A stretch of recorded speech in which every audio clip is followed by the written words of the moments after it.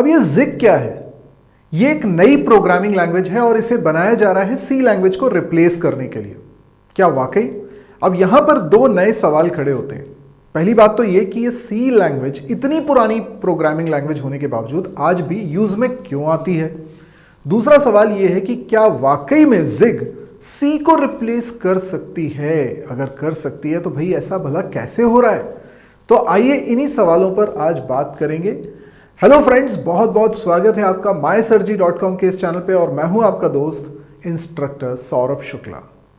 तो दोस्तों, आज हम लोग बात करने जा रहे हैं एक नई प्रोग्रामिंग लैंग्वेज की, जिग, और साथ में इस बात को भी समझने की कोशिश करेंगे कि सी लैंग्वेज जो कि इतनी पुरानी प्रोग्रामिंग लैंग्वेज है आज तक मार्केट में क्यों यूज हो रही है, आखिर उसका क्या काम है। इतनी सारी मॉडर्न प्रोग्रामिंग लैंग्वेजेस आ चुकी हैं, लाइक जावा है, पाइथन है और भी ना जाने कितनी सारी प्रोग्रामिंग लैंग्वेजेस हैं। उसके बावजूद इतनी पुरानी प्रोग्रामिंग लैंग्वेज मार्केट में यूज में आती है।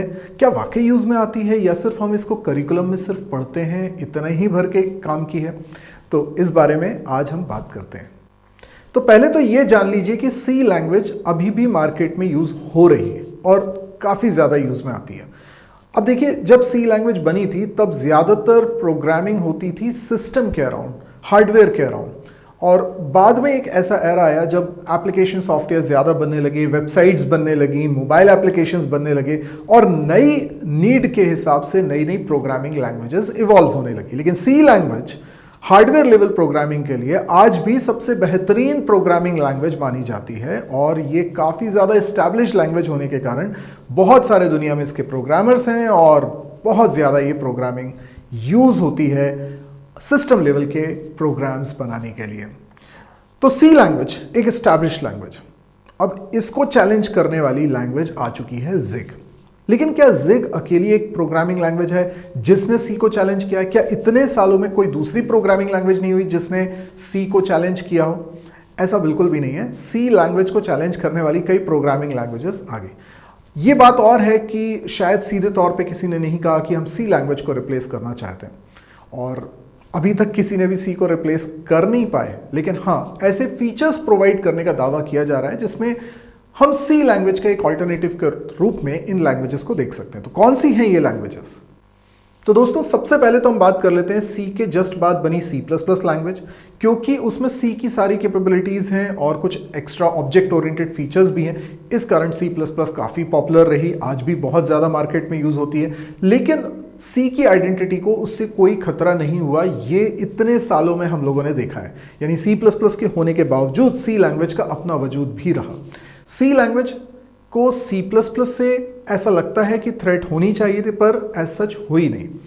सी प्लस प्लस में भी काफ़ी ज़्यादा वही कैपेबिलिटीज़ होने के कारण जो सी लैंग्वेज में है, सिस्टम लेवल प्रोग्रामिंग के लिए सी प्लस प्लस को काफ़ी यूज़ किया गया, आज भी यूज़ किया जाता है, खासतौर पे ऑपरेटिंग सिस्टम्स बनाने के लिए, ब्राउज़र्स की कोडिंग करने के लिए, या फिर और भी कई सारे सिस्टम प्रोग्राम्स बनाने के लिए। बाद में जाके मॉडर्न एरा में अगर हम बात करें तो कुछ और नई programming languages I. I don't know इतने सालों तक किसी और लैंग्वेज ने सी प्लस प्लस को रिप्लेस करने के बारे में क्यों नहीं सोचा। शायद इसलिए कि सबका ध्यान मॉडर्न रिक्वायरमेंट्स पर था। तो जैसे जावा बनी, पाइथन बनी, सी शार्प बनी और भी कई सारी प्रोग्रामिंग लैंग्वेजेस बनी। इन्होंने जो मॉडर्न एरा में प्रोग्रामिंग की ज़रूरत थी, जिस तरह के सॉफ्टवेयर बनाए जाने थे, उन नीड्स को फुलफिल करने के लिए लैंग्वेज ईजाद हुई। पर जो हार्डवेयर लेवल की प्रोग्रामिंग है, सिस्टम लेवल की प्रोग्रामिंग है, उसके लिए सी प्लस प्लस को ही सबसे बेस्ट प्रोग्रामिंग लैंग्वेजेस माना जाता रहा, क्योंकि इनमें जो बना हुआ प्रोग्राम परफॉर्मेंस वाइज बेहतर होता है, एफिशिएंट होता है, फास्ट होता है। इसलिए हम इन लैंग्वेजेस को सिस्टम लेवल की प्रोग्रामिंग के लिए यूज करते हैं। लेकिन सी लैंग्वेज में कुछ कमियां भी हैं जिनको हम हाईलाइट कर सकते हैं, और खासतौर पर इनको हाईलाइट किया गया है उन लैंग्वेजेस ने जिन्होंने जाने अनजाने सी लैंग्वेज को चैलेंज किया। जैसे अगर मैं बात करूं तो एक लैंग्वेज है रस्ट, एक लैंग्वेज है गो लैंग्वेज, और अब जब हम बात कर रहे हैं जिग लैंग्वेज की तो ये भी इस दौड़ में शामिल हो चुकी है।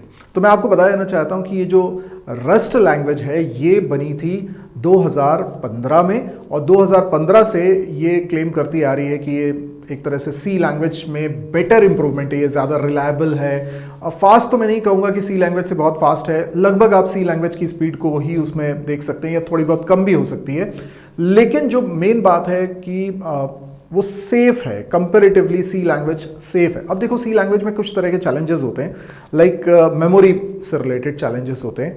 जब आप मेमोरी मैनेजमेंट करते हो तो वो आपको मैनुअली करना होता है, कोई गार्बेज कलेक्शन के लिए बिल्ट इन सिस्टम नहीं होता है, तो आपको ही मेमोरी एलोकेट करा के और उसको रिलीज कराने का ध्यान रखना होता है। अदरवाइज मेमोरी लीक जैसा खतरा होता है, डबल फ्री जैसा खतरा होता है। तो ये सब चीज़ें एक बगी प्रोग्राम बना देती हैं। तो हो सकता है कि आपका प्रोग्राम सी लैंग्वेज में आपने बनाया और वो बढ़िया तरीके से कंपाइल हो गया, कोई एरर नहीं आ रही है, लेकिन जब आप उसको रन कर रहे हैं तो रन टाइम पे कुछ प्रॉब्लम्स अराइज हो रही हैं, वो मेमोरी से रिलेटेड हो सकती हैं। इसके अलावा कई बार इस तरह के भी कुछ बग्स देखने को मिलते हैं कि आपने जो प्रोग्राम बनाया हो एक खास तरह के इनपुट के लिए बनाया, जब आपने उसको टेस्ट किया, कंपाइल किया तो कोई एरर नहीं आई, और जब आपने उसको टेस्ट किया निर्धारित इनपुट पर तो वो सही वर्क भी कर रहा है, लेकिन आपने ये सोचा ही नहीं कि अगर कुछ वियर्ड सा इनपुट आ जाएगा तो आपका प्रोग्राम सही से बिहेव कर पाएगा कि नहीं कर पाएगा, और उन सिचुएशन में सी लैंग्वेज में बना प्रोग्राम प्रॉपरली बिहेव नहीं कर पाता। तो कई ऐसे बग्स हम लोग देखते हैं कि सी लैंग्वेज के प्रोग्रामर को बहुत ज़्यादा ध्यान में रख के कोडिंग करनी पड़ती है। तो हम कहते हैं कि सी लैंग्वेज जो है वो प्रोग्रामर्स लैंग्वेज है। दैट डजंट मीन कि वो प्रोग्रामर फ्रेंडली लैंग्वेज है, बल्कि प्रोग्रामर, असली प्रोग्रामर जो हर बात का ध्यान रख रहा है प्रोग्रामिंग के दौरान, उसके लिए बनी लैंग्वेज है। तो इसीलिए जो मॉडर्न लैंग्वेजेस हैं लाइक जावा, पाइथन है, इसमें गार्बेज कलेक्शन का कॉन्सेप्ट आया, जिससे कि मेमोरी मैनेजमेंट प्रोग्रामर पे ना छोड़ा जाए और मेमोरी मैनेजमेंट ऑटोमेटिकली हो जाए, which is a good concept. लेकिन जिस तरीके से उसको इम्प्लीमेंट किया गया है, गार्बेज कलेक्शन को जिस तरीके से इम्प्लीमेंट किया गया है, उसके कारण वो काफ़ी स्लो हो जाता है। और सी लैंग्वेज में क्योंकि गार्बेज कलेक्शन का सिस्टम नहीं है, मैनुअली प्रोग्रामर को हैंडल करना होता है, तो इससे फास्ट हो जाता है। तो देखा जाए तो अपने आप में कोई चीज़ अगर नुकसान है तो फ़ायदा भी है। तो सिस्टम लेवल प्रोग्रामिंग के लिए फास्ट होना ज़्यादा ज़रूरी है, लेकिन रिलायबल होना भी ज़रूरी है। और रिलायबिलिटी को जब चैलेंज कर रहे होते हैं, सी लैंग्वेज में जब दिक्कत आ रही होती है, तो वहाँ पर रस्ट लैंग्वेज आती है और वो क्लेम करती है कि नहीं ये ज़्यादा रिलायबल है, क्योंकि कंपाइल टाइम पे भी वो सारी चेकिंग कर लेती है। तो ठीक है, रस्ट लैंग्वेज के बारे में कभी और बात करेंगे, लेकिन आज हम बात कर रहे हैं जिग लैंग्वेज की। गो लैंग्वेज भी इस दौड़ में शामिल है, लेकिन गो लैंग्वेज की भी आज हम बात नहीं करेंगे। जो गो लैंग्वेज है ये 2009 में बनी थी, और इस लैंग्वेज को गूगल ने बनाया था, और गूगल के सपोर्ट के कारण ये काफ़ी फल फूल रही थी। और इसको बनाने में जो टीम में जो लोग थे उनमें केन थॉमसन भी थे। ये वही व्यक्ति हैं जिन्होंने सी लैंग्वेज के पहले बी लैंग्वेज बनाई थी, जिससे सी लैंग्वेज डेनिस रिची ने बनाई है, और वो सेम टीम में काम कर रहे थे। इनफैक्ट यूनिक्स ऑपरेटिंग सिस्टम बनाने का जो श्रेय है वो डेनिस रिची और केन थॉमसन को ही दिया जाता है। तो वही केन थॉमसन गो लैंग्वेज बनाने की दौड़ में भी शामिल रहे। तो गो लैंग्वेज भी काफ़ी प्रॉमिसिंग लैंग्वेज है और काफ़ी ज़्यादा इसकी तारीफ होती रही है, लेकिन ठीक है, अभी तक सी को किसी ने हिलाया नहीं। सी वहीं पर है, सी का मार्केट है, लेकिन हाल ही में यानी 2016 में एक नई लैंग्वेज आती है, जिग लैंग्वेज, जो क्लेम करती है कि ये सी लैंग्वेज से बेटर है। हालांकि इसको बनाने वाले एंड्रयू केली का कहना है कि सी लैंग्वेज को रिप्लेस करना इतना आसान नहीं है। सी का एक इकोसिस्टम इतना बड़ा हो चुका है कि उसको रिप्लेस करना इतना आसान नहीं है। लेकिन क्योंकि जिग लैंग्वेज में हमारा इंटेंशन है कि ऐसी खूबियां डाली जाएं जिसके कारण ये सी को रिप्लेस कर सके, तो ऐसा लगता है कि प्रैक्टिकल सिनेरियो में काफ़ी समय तक ये दोनों लैंग्वेज साथ में कोएग्जिस्ट करेंगे और एक लंबे समय के बाद शायद सी लैंग्वेज को ये लैंग्वेज रिप्लेस कर दे। हालांकि ये बात तो समय ही बताएगी, क्योंकि ऐसा क्लेम होना एक अलग बात है और प्रैक्टिकली ऐसा हो जाना बहुत बड़ी बात है। सी लैंग्वेज आज तक अगर एग्जिस्ट कर रही है तो कुछ तो बात है उसके अंदर, और अभी तक कोई रिप्लेस नहीं कर पाया। लेकिन इसका मतलब ये नहीं कि भविष्य में कोई उसे रिप्लेस नहीं कर पाएगा। तो ऐसी उम्मीद कर सकते हैं। इस बारे में जानकारी अगर आपको रहेगी तो हो सकता है भविष्य में अगर आपको कभी स्विच करना पड़े, आप बोलते हो कि नहीं अब सी लैंग्वेज पे नहीं, मुझे जिग लैंग्वेज पे आना है, तो उसके बारे में आपको थोड़ा सा आइडिया हो जाना चाहिए। तो ये जो जिग लैंग्वेज है 2016 में अपीयर हुई थी सबसे पहले, लेकिन अभी उसका जो लेटेस्ट वर्जन चल रहा है वो 0.10 चल रहा है। इस फाइल का एक्सटेंशन होता है .zig, और इसके बारे में ऑफिशियली अगर आप जानकारी जानना चाहते हैं तो ziglang.org वेबसाइट पर आप विजिट कर सकते हैं। सी लैंग्वेज की तरह जिग लैंग्वेज भी स्टैटिकली टाइप्ड लैंग्वेज है। इनफैक्ट ये जितनी लैंग्वेजेस के मैंने नाम लिए अभी, ये सभी स्टैटिकली टाइप्ड लैंग्वेजेस हैं जो कि सिस्टम प्रोग्रामिंग के लिए खासतौर पर बनाई गई लैंग्वेजेस हैं। हालांकि जिग लैंग्वेज ये क्लेम करती है कि वो जनरल पर्पस प्रोग्रामिंग लैंग्वेज है, बट जनरल पर्पस का जो हमारे दिमाग में थॉट आता है वो ये आता है कि हर तरह के डोमेन के लिए प्रोग्रामिंग कर सकती है, कर तो सकती है, लेकिन एफिशिएंटली हम जिस पर्पस से इसको यूज करेंगे वो सिस्टम प्रोग्रामिंग ही होने वाला है। इसके अलावा हालांकि एम्बेडेड सिस्टम्स में और गेम इंजन्स बनाने में भी इसका इस्तेमाल किया जा सकता है, बट मेनली सिस्टम प्रोग्राम्स बनाने के लिए यूज होता है। अब जब हम बात करें जिग का यूज कहाँ पे कौन कर रहा है, तो इसमें एक बहुत अच्छा एग्जाम्पल यहाँ पर आता है bun.js का। बेसिकली node.js के बारे में आप लोग जानते होंगे, जावास्क्रिप्ट के लिए ही ये है, जावास्क्रिप्ट के एप्लीकेशंस को रन करने के लिए। तो Node.js का रिप्लेसमेंट के तौर पे Bun.js बनाया जा रहा है, जिसको बनाने के लिए Zig का इस्तेमाल किया जा रहा है। कहा यह जा रहा है कि Zig ज्यादा इजी है C लैंग्वेज के कंपैरिजन में सीखने के लिए, और Zig लैंग्वेज ने कई सारी जो C की कमियां थी उनको दूर करने की कोशिश करी है। सबसे पहली बात तो यह कि जैसे C लैंग्वेज में एक ही काम को करने के कई सारे तरीके हो सकते हैं, Zig लैंग्वेज बोलती है कि नहीं, एक ही तरीके से हम काम कर सकते हैं, वही ऑब्वियस वे होगा काम को करने के लिए। यहां पर फॉर लूप नहीं होता है, तो जब वाइल लूप से काम हो रहा है तो फॉर लूप जैसा चीज हम क्यों सीखें। Zig लैंग्वेज में किसी भी तरह का जो हिडन कंट्रोल फ्लो है वैसा नहीं होता है, जैसे कि आप C++ में देखते हैं ऑपरेटर ओवरलोडिंग हम लोग करते हैं, A+B कर दिया, A मल्टीप्लाई बाय B कर दिया, हमने दो ऑब्जेक्ट्स के बीच में प्लस और माइनस ऑपरेटर या कोई भी ऑपरेटर लगा दिया, तो वहां पे एक्चुअल में एक फंक्शन कॉल हो जाता है। पाइथन में भी इस तरह की चीज़ आप देखते हैं, लेकिन ये पता नहीं चल पाता है स्टेटमेंट को देखकर कि इस समय कौन सा वाला फंक्शन कॉल हो रहा है या बिल्ट इन ऑपरेटर कॉल हो रहा है, तो थोड़ा सा कंट्रोल फ्लो को समझने में दिक्कत जाती है। लेकिन Zig में ऐसा नहीं है, उन्होंने कहा कि नहीं, कंट्रोल फ्लो कोई नो हिडन कंट्रोल फ्लो है, इसमें कुछ भी ऐसा बिहाइंड द सीन नहीं हो रहा है जो आपको समझने में ज़्यादा दिमाग लगाना जाए, स्ट्रेट फॉरवर्ड लैंग्वेज होगी। इसके अलावा यहाँ पर कोई प्री प्रोसेसर का कॉन्सेप्ट नहीं है, मैक्रो का कॉन्सेप्ट नहीं है जैसा C लैंग्वेज में आप देखते हैं। Zig लैंग्वेज ने कहा है कि जो मेमोरी मैनेजमेंट है वो बहुत अच्छे तरीके से वो लोग हैंडल कर पाते हैं। देखिए C लैंग्वेज में जैसा कि मैंने आप लोगों को बताया कि मेमोरी मैनेजमेंट एक बहुत क्रूशियल टॉपिक है। आप मैलॉक कैलॉक की मदद से मेमोरी को एलोकेट करवाते हैं। तो देखिए जैसे C लैंग्वेज में क्या होता है ना कि अगर आपको एक रिपीटेड स्ट्रिंग बनानी है, फॉर एग्जांपल कि आपके पास एक स्ट्रिंग है ABC और आप इसको 5 टाइम्स रिपीट करते हुए एक स्ट्रिंग बनाना चाहते हैं, यानी एक सिंगल स्ट्रिंग हो जाएगी जिसमें ABC ABC ABC 5 बार हो जाएगा। तो आप एक फंक्शन बनाना चाहते हैं, एक रिपीट नाम का एक आपने फंक्शन बना लिया जिसके अंदर आपने ये स्ट्रिंग पास कर दी और बताया कि इसको 5 टाइम्स रिपीट कर देना। अब ये फंक्शन जब कॉल हो रहा है तो वहां देखकर नहीं समझ में आ रहा है कि इसके अंदर मेमोरी का एलोकेशन हो रहा है, तो एक्चुअल में ये हिडन मेमोरी एलोकेशन है। अब जब इसके अंदर मेमोरी एलोकेशन हिडन तरीके से हो रहा है तो एज अ प्रोग्रामर आपको ये समझ में नहीं आएगा कि इसका मेमोरी मैनेजमेंट कैसे करना है। तो हो सकता है कि यहाँ मेमोरी लीक का खतरा हो जाए।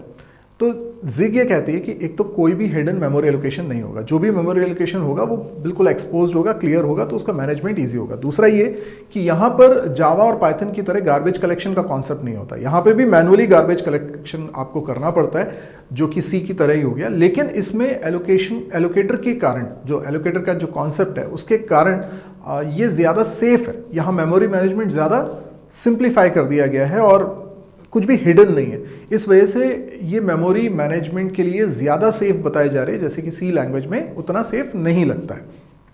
और क्योंकि ये garbage collection, built in garbage collection provide नहीं कर रहा है जैसे कि जावा और पाइथन में होता है, तो इसका मतलब ये फास्ट एग्जीक्यूशन भी दे रहा है। तो देखा जाए तो Zig ये कर रही है कि C लैंग्वेज की जो सारी अच्छी खूबियां हैं उनको ले रही है और जो थोड़ी बहुत कमियां दिख रही हैं C लैंग्वेज में उनको इम्प्रूव कर लिया जा रहा है, जिस वजह से ये क्लेम किया जा रहा है कि ये C से थोड़ी बेटर हो जाएगी, और बेटर हो जाएगी तो ये शायद कभी ना कभी C लैंग्वेज को रिप्लेस कर देगी। पर देखो, क्लेम करना और ऐसा एक्सपेक्ट करना अच्छी बात है, लेकिन इतना आसान नहीं है। हाथी दुबला भी होगा तो बकरी नहीं होगा। तो यही सोचकर मैं कह रहा हूं कि C लैंग्वेज इतनी जल्दी कोई रिप्लेस होने वाली नहीं है। और अगर कोई भी ये वीडियो बनाता है कि C लैंग्वेज का अंत आ गया है, तो मैं आपको बता दूं C लैंग्वेज का अंत अभी नहीं आया है, अभी काफ़ी समय है कयामत के दिन आने में। और हो सकता है कि, मैं इनकार नहीं करता, हो सकता है एक समय ऐसा है कि C लैंग्वेज को कोई ना कोई रिप्लेस कर दे, बट फिलहाल एकदम तो ऐसा होता हुआ दिखाई नहीं दे रहा है। दूसरी बात यह कि हम जब C लैंग्वेज पढ़ते हैं तो सिर्फ इस उद्देश्य से नहीं पढ़ते हैं कि हमें C लैंग्वेज में ही जॉब करना है, हम इस उद्देश्य से भी पढ़ते हैं कि हमें प्रोग्रामिंग सीखनी है। मेरा अभी भी ये मानना है कि अगर आप प्रोग्रामिंग की शुरुआत करते हैं तो प्रोग्रामिंग को सीखने के लिए best programming language C language ही है। C लैंग्वेज में हर काम स्क्रैच से करते हैं, तो आपको बहुत सारी बेसिक चीज़ें पता चलती हैं जो शायद आपको वैसे समझ में नहीं आती अगर आपने जावा या पाइथन जैसी प्रोग्रामिंग लैंग्वेज से अपनी लर्निंग की शुरुआत करी होती। C लैंग्वेज सीखने के कारण आपको जावा जैसी प्रोग्रामिंग लैंग्वेज भी इजीली समझ में आती है। और वैसे भी मैं बता दूं, जितनी भी ये मॉडर्न एरा की प्रोग्रामिंग लैंग्वेजेस दे रहे हैं मोस्टली ये C फैमिली की लैंग्वेज हैं और कहीं ना कहीं C से ही डिराइव हुई हैं। तो हम C को इन सभी लैंग्वेजेस की मदर लैंग्वेज भी कह सकते हैं, और इसीलिए इनमें जो भी कॉन्सेप्ट्स हैं वो C लैंग्वेज से ही इन्फ्लुएंस होकर मिलते हैं। तो अगर किसी ने C++ अच्छे से पढ़ी है तो आगे की प्रोग्रामिंग लैंग्वेजेस सीखना उसके लिए बेहद आसान हो जाता है। तो दोस्तों, मैंने Zig के बारे में आपको थोड़ी बहुत जानकारी दी है। मैं नहीं कह रहा हूं कि Zig के बारे में आपको बहुत कुछ नॉलेज हो चुका है, लेकिन Zig के बारे में अभी बहुत कुछ इंप्रूवमेंट होना बाकी है। अभी ये रिलेटिवली बहुत नई लैंग्वेज है, अभी इसमें अभी इसका पहला वर्जन भी है, 0.10 कह रहे हैं हम इसको। तो अभी तो बहुत कुछ इंप्रूवमेंट इसमें होना बाकी है और देखना बाकी है कि क्या जिग जो प्रोमिसेस कर रही है उसको निभा पाती है, क्या ये उतना इम्प्रूव हो पाती है। तो अभी बहुत ही न्यू बॉर्न बेबी की तरह है ये लैंग्वेज, लेकिन ठीक है, इस पर नज़र हमको रखनी है। अगर कुछ अच्छा होता है तो इस लैंग्वेज को भी हमें आगे चल के सीखना है, पर फिलहाल अभी इतनी जल्दबाजी करने की ज़रूरत नहीं है। बट हाँ, नॉलेज के लिए अच्छी खबर थी। तो आपको कैसा लगा ये वीडियो? अगर आपको पसंद आया तो इसको लाइक तो करिए और अपने कमेंट्स देकर ये बताइए कि क्या आपको लगता है सी लैंग्वेज को कोई लैंग्वेज अभी रिप्लेस कर सकती है। अगर कर सकती है तो वो कौन सी प्रोग्रामिंग लैंग्वेज है। आज के लिए इतना ही दोस्तों, थैंक यू, गुड बाय।